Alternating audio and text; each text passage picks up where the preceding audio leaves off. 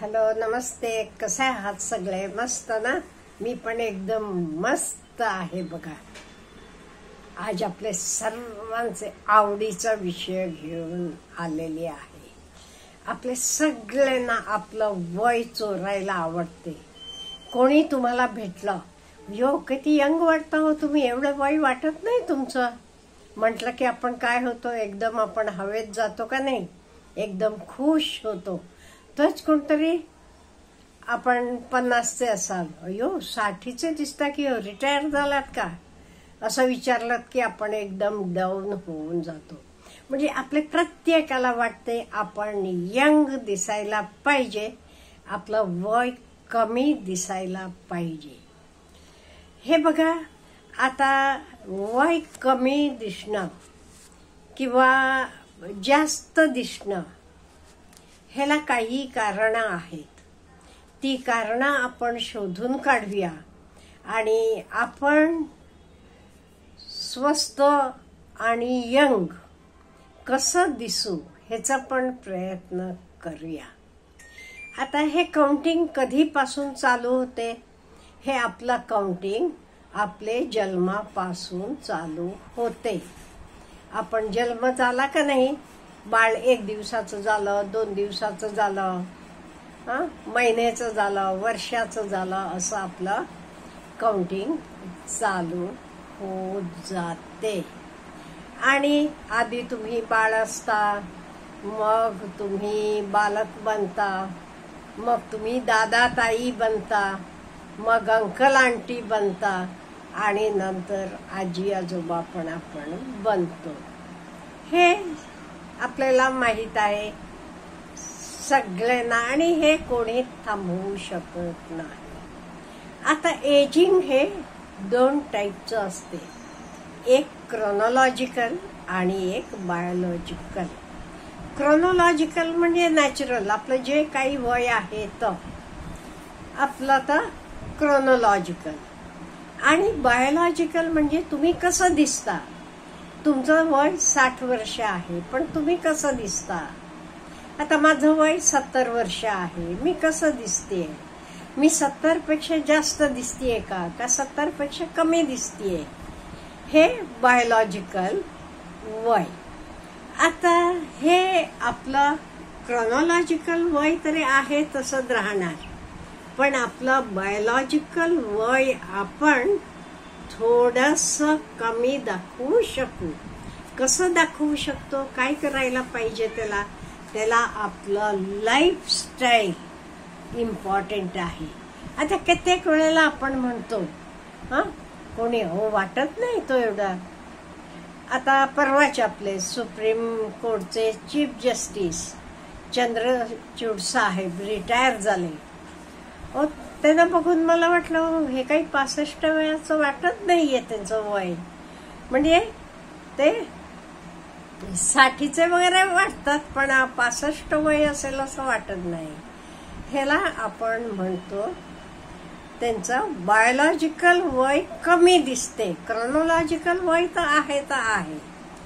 आता हे आपण कसं कमी दिसायचं किंवा यंग दिसायचं आपल्या प्रत्येकालाच आवडते. ते आपण हे आपलं लाईफस्टाईल वर अवलंबून आहे. आता लाईफस्टाईल म्हणजे आपण ते यंग दिसण्यासाठी काय फॉलो करायला पाहिजे. आपण हे करणारच का, म्हणजे आपल्या सगळ्यांना लहान दिसायचं आहे का नाही. लहान दिसायचं म्हणजे आपलं वय आहे त्याच्यापेक्षा जरासं लहान दिसायचं. पहिलं एक्सरसाइज रोजचं आपलं काही असो, तर वॉकिंग असू देत, स्विमिंग असू देत, सायकलिंग असू देत, आपला एक्सरसाइज का, म्हणजे हालचाली पाहिजे. वय झालं आपल्याला कधी जाणवते, आपल्या हालचाली मंद होतात आपलं वय होत गेलं की. त्यामुळे ह्या हालचाली आपल्या ऍक्टिव्ह ठेवायचं. ते exercise is the best medicine. आणि दुसरं आळशी पण कमी करायचं. कुठलाही आपण दे ग मला, तर मला हे द्या, नाही हलायचं. आपल्याला काय हवं तर आपल्याला होते तोपर्यंत आपली हालचाल व्यवस्थित ठेवायची. आणि तिसरं म्हणजे जे कोणाला स्मोकिंग असेल, काही ड्रिंक्स घ्यायची वगैरे सवय असली की ती पण कमी करायची. का म्हणजे ही सवय असली का नाही, काय होते, माणूस लवकर म्हातारा दिसतो. त्यामुळे ह्या सवयी सगळ्या कमी करायच्या.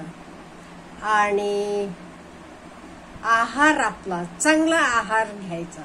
चांगला आहार म्हणजे काय, म्हणजे फ्रेश, कधीतरी करून ठेवलेलं, पॅकेटमध्ये असलेलं नाही.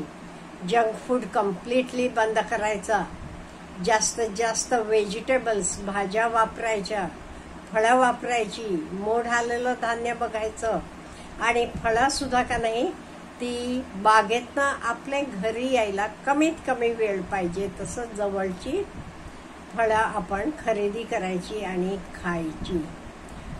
त्याच्याशिवाय आपले खाणे, तेलकट खाणं कमी करायचं, तळलेला वगैरे जरासं खावा हरकत नाही, पण त्याचं प्रमाण कमी करायचं. गोड खाणं बंद करायचं.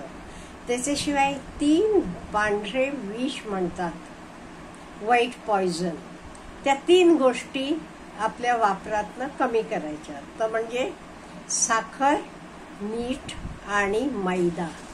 ह्याचं सेवन आपलं जास्त असलं का नाही, आपण लवकर म्हातारं दिसतो, वय झालेगत दिसते. त्यामुळे ह्या 3 गोष्टींचं सेवन आपल्याला किती शक्य आहे तेवढं कमी करायचं. काय काय, मीठ, साखर आणि मैदा. आणि मेन म्हणजे सूर्यप्रकाशात जायचं. सकाळी 5-10 मिनिटं तरी. कोवळं ऊन म्हणतो आपण. कोवळं ऊन म्हणजे केवळ 7 ते 9 पर्यंत. ते उन्हात एक 10-15 मिनिटं तरी आपण रोज जायचं. तिथे व्यायाम करा, तिथे बागकाम करा, देवाची फुलं काढा, एक्सरसाइज करा, काही करा. पण वॉकिंग जावा काही नसलं की ते उन्हात. का म्हणजे हे सकाळचं कोवळं ऊन आपल्याला बरेच रोगांकडनं प्रतिबंध करते. आपण आजारी पडत नाही. आणि दुसरी गोष्ट म्हणजे डी विटामिन असते ते. त्यामुळे डिप्रेशन सारख्या गोष्टी घडत नाहीत. त्यामुळे कंपल्सरीली प्रत्येकानं सकाळी एक 5-10 मिनिटं तरी ते कोवळे उन्हात जायला पाहिजे. काही करा, तुमचं काम करा. तुम्ही म्हणाल आम्हाला वेळ नाही हो, काही वेळ नाही, देवाची फुलं तोडायला जाताना त्या वेळेला जावा. एक्सरसाइज करताना गच्चीवर जाऊन कोवळ्या उन्हात करा. काही करा. वॉकिंग जरा उशिरा जावा, खूप लवकर जाऊ नका. कोवळ्या ऊन अंगावर पडू देत असं जावा. असं केलं का नाही, आपल्याला कोवळं ऊन आपले अंगात येते. आणि झोप, पूर्ण झोप आणि शांत झोप ही पण महत्वाची आहे. एटलिस्ट 7 तास तरी झोपायला पाहिजे. पण वय होत जाते तसं जराशी झोप कमी होते, हरकत नाही. पण लहान असताना तेवढं झोप पूर्ण व्हायला पाहिजे. आणि पाणी, भरपूर पाणी प्या. पाण्यामुळे आपली बॉडी हायड्रेशन व्यवस्थित होते आणि डिहायड्रेशन सारखे प्रॉब्लेम्स येत नाहीत. ही सगळे झाली बरीच कारणं. ह्याच्याशिवाय काही लोकात हे फॅमिली इथनं पण आलेलं असते बरं का. काही फॅमिलीज बघा, ते यंग दिसतात वय झालं तरी, म्हणजे वय जाणवत नाहीये, कमी दिसते वय. वय हे होणारच आहे, थांबत नाही कोणालाही. बाळ जन्मला की काउंटिंग चालू होणारच. आणि काही फॅमिलीत नाही, लवकर म्हातारे दिसतात. हे फॅमिलीचं पण थोडंफार हे आहे, तर पण आपण मान्य करायला पाहिजे. पण आपल्या हातात पण बरंच काही आहे. आपण आपलं आरोग्य व्यवस्थित ठेवलं आणि कुठलाच गुटखा असू दे, दारू असू दे, सिगरेट हे काही करायचं नाही. व्यायाम व्यवस्थित ठेवायचं, भरपूर पाणी प्यायचं. हे सगळं आपण जरा फॉलोअप ठेवला की नक्कीच आपण आहे ते वयापेक्षा कमी दिसतो आणि त्याचे शिवाय आपण बिझी राहायचं. बिझी राहिलं का नाही आपण कायम ऍक्टिव्ह राहतो.